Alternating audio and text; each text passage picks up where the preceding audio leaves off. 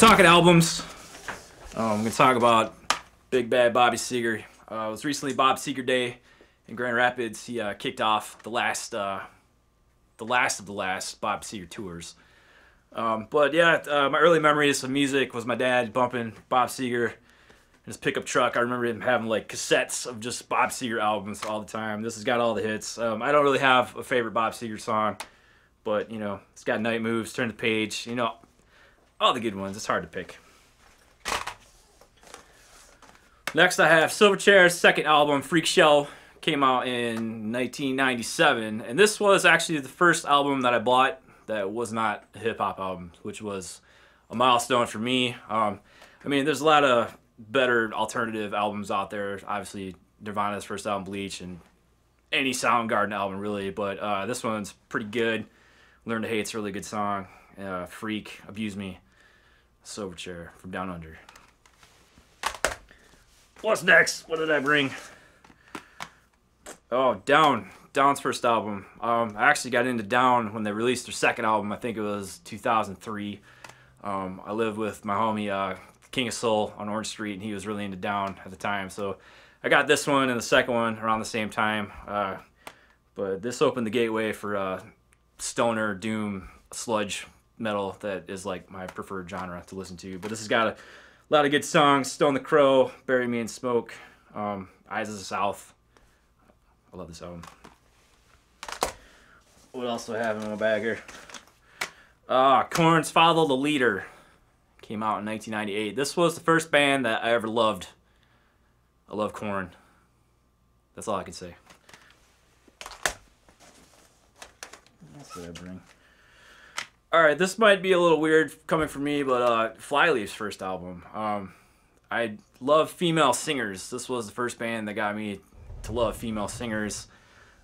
Lacey Mosley is her name. She actually only put out one more album, and then she quit. And then they got a new singer, but she's still putting out albums to this day. But this would make me go on to find like Dead Sarah and Deep Valley, and I Wrestled a Bear once. And my favorite female singer is Mel Parsons from Royal Thunder.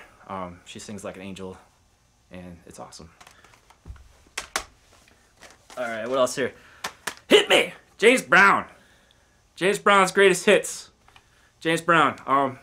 There's a handful of things in this life that will guarantee to put me in a good mood, and one of those is James Brown music. Ha! Hit! Take me to the bridge! Ha! Alright, what else did I bring?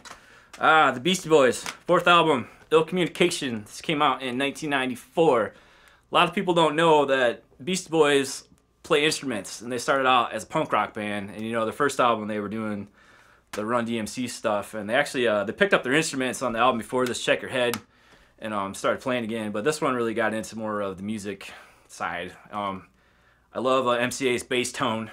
It's pretty cool. A lot of people don't know that I actually put out 2 instrumental albums. One was even a double. So yeah, this has got a lot of good songs on it. Flute Loop is my favorite sample in any hip-hop song ever, and it's good stuff. Rest in peace, MCA. Miss you. Alright, what else I got? Oh, look at this. This is Resurgence by Martyr Machine. See, I just started getting into local music. I knew some local bands, Staleface. I was big into Dissonant. I was going to Dissonant shows, but I did not know that there was cool local music in the town that I live in. And this was a big influence on me. There's still an influence here with me right now on this album. I was actually part of the recording I was there for in Mr. Freeze's basement. And I think we even did I even did backing vocals on a song that didn't make the album, 1215. It was like 1225, my bad. We did some gang vocals. I think the reason it didn't make it on the album was because Matt didn't know what to do with the gang vocals. It was just too much. But I love these guys. I followed them around to every one of their shows, and still here in the basement where they jammed. So, Martyr Machine. All right, Evil Empire, Rage Against the Machine. They're my second favorite band ever. They kind of segue me from hip hop to metal. Obviously, because Zach's really rappy. And King of Soul left a cassette tape in my car, and that I listened to on the way to school which got me into these guys. And I think Tim and Brad are like one of the most underrated rhythm sections ever. And this is just a badass album.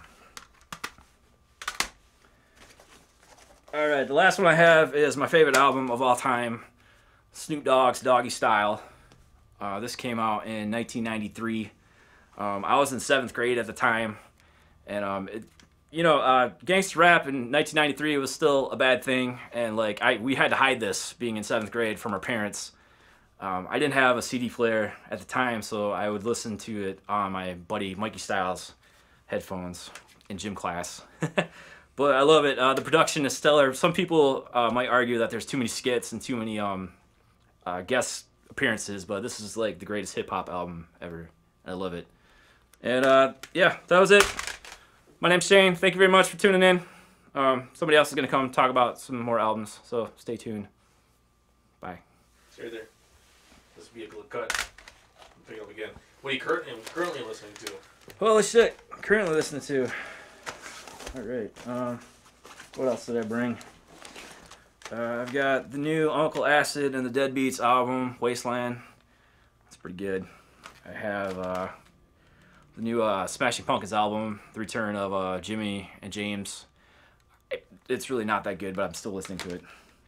I have the new Logic album, Young Sinatra 4, which has a guest appearance by the entire Wu-Tang Clan, all surviving members. I have the new Nas album, which is executively produced by Kanye West, which kind of sucks, but Nas is still dope. I have the Chris Cornell commemorative. It's just got a bunch of old songs, but it does have the version of Sinead O'Connor's version of Prince's whatever that song is. What the fuck's the name of that song? Anyway, we'll cut that part out. And the new High on Fire, which I love. Love stoner rock. It's awesome.